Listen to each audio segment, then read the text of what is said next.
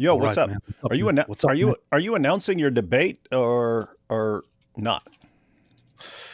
Um, If not, we'll keep it quiet and I won't mention it at all. No one will know. well, I already announced it, but apparently there was a little bit of a misunderstanding somewhere with James. So, trying to figure stuff out. But this week I'm gonna have a debate on Thursday.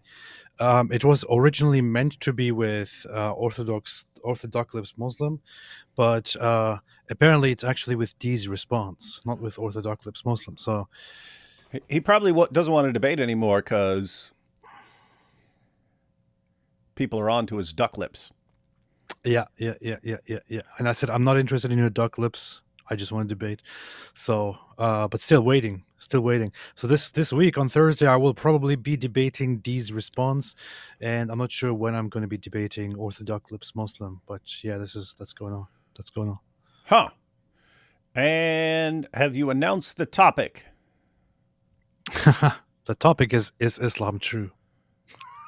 I have to say, for the 487,000th time, they really don't like those kinds of topics. So hats off to him for agreeing to that topic. I'll say it again, ladies and gentlemen. If Islam is true and they believe that there's good evidence for it, if they believe they have some sort of compelling case for Islam, the topics they should always want to be going to should be: is Islam true? Was Muhammad a true prophet? Is the Quran the word of God? If you win any of those, you win. You just win. If you can show that Islam is true, or that Muhammad is a true prophet, or that the Quran is the word of God, you win. You win. They don't want to go near that. They're always like, no, let's just debate the Trinity so we can attack the Trinity. If my daughter. And then, Yeah. oh yeah, let's debate and defend child marriage. Yeah. Seriously, If you'd my rather defend daughter- that? You'd rather defend that than Islam?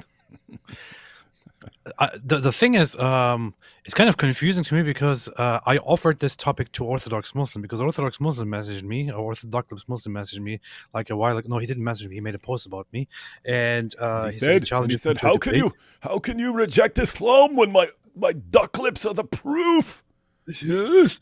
Like he said, I challenge you to debate me on any topic about Trinity and this and this and that. And I said, I will debate any topic with you under the condition that we first debate the topic, is Islam true? Hey, And he said, I accept. I just said that. I just said that to you earlier. I said they don't want to touch Muhammad, and not in the way Al Zut did, but not in any other way at all, period. They don't want to go near that.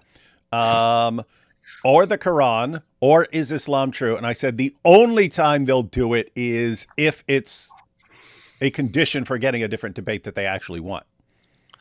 Can you imagine the only time they'll defend Muhammad is just if they want to attack something more? Like, Yeah. attacking something else is so important to them that, okay, we'll reluctantly defend Islam for one debate.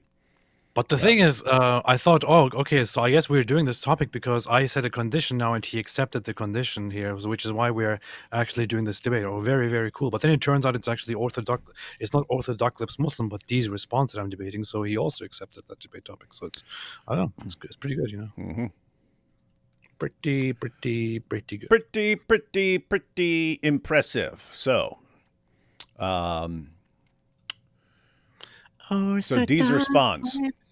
The only thing I'm trying to think of anything I still can't tell the difference between them in my head. But now I'm starting to be able to picture Orthodox Muslim just because of the duck lips thing.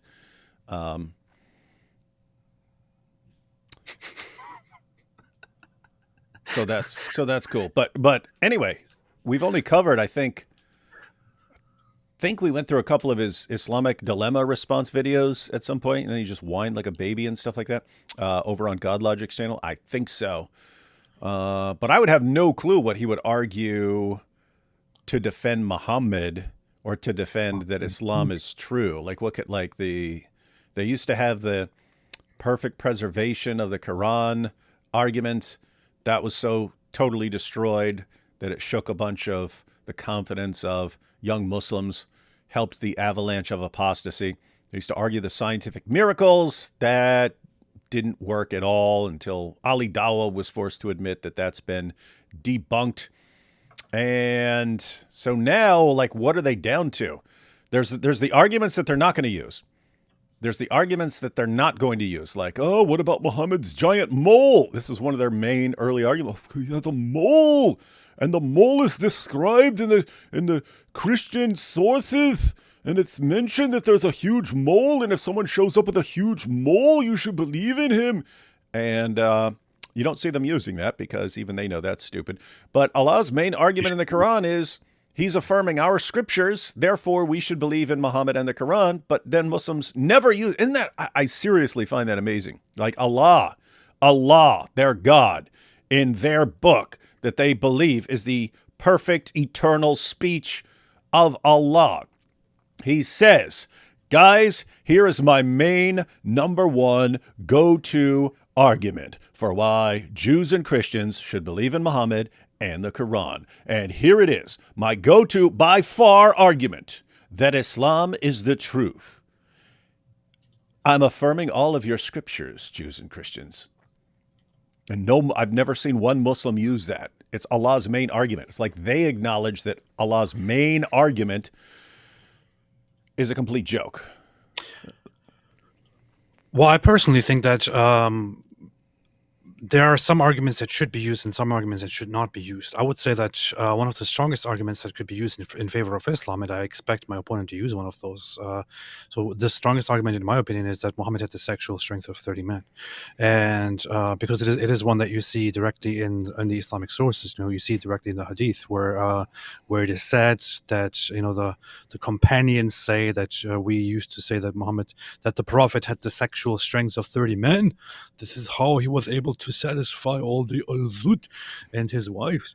So, and I would say that this is an argument that should be used. And if I was a Muslim, I would be using this argument. So I'm not sure what else they could possibly be bringing up. But isn't it amazing? Like the early arguments. Look, I got this mole. How could I not be a prophet with this mole? And it's in your scriptures that I affirm. That's how you know I'm a true prophet. I'm affirming your scriptures. And oh, by the way, if you still have any doubts, I have the strength of 30 men injected into my behind. This means I'm a true prophet. Are you guys serious? Hey, you know what we need to do? Since they'll never use these arguments, we need like a kind of mock debate. Yeah. We might need Shake Your Booty to come out of retirement, and I'll have a debate with Shake Your Booty. Yes, but he'll use the actual arguments that were persuasive to Muhammad's 7th century idiot companions. These bunch of lunatics who, oh my goodness, he does have a mole. Okay, why are you taking that as because the guy who's saying that his mole is proof that he's a prophet also says that this mole is described in the scriptures of the Jews and Christians as the wait, so he's just telling you it's in there, right? Did he show you this in the scriptures? No, but he says it's there and he's a prophet, so he must be telling us the truth. Why would he be lying? Why would he lie about the proof? Now let's give him our wives and daughters so he can bang them because he's a prophet and he had the sexual strength of 30 men injected into his fun cakes. What is this religion, man? What is this religion? Let's see. Someone said, is young Bob in jail? Not that I know of. I think they just escorted him out of the park or something like that. Yeah. They just kicked him out. He wasn't behaving. Oh boy! He wasn't behaving. I mean, the Muslims were upset with him. That's why he was kicked out. Isn't that crazy? Like, yes. Seriously, the level of the Dawah gang cowardice that now they constantly call the cops. Someone's doing what? What? Think about it. They put themselves in that position. Just as Muhammad put himself in a certain position with the men of Al-Zut. But they're the ones who put themselves in this position to get intellectually zooted, right? But not but in the Muhammad sense. That was stupid. But think about this. They declare war on Muhammad Hijab's ex-wife for exposing him for the way he's treating Muslim women. behind the scenes and using them, basically turning them into his hotel wives and basically turning them into prostitutes.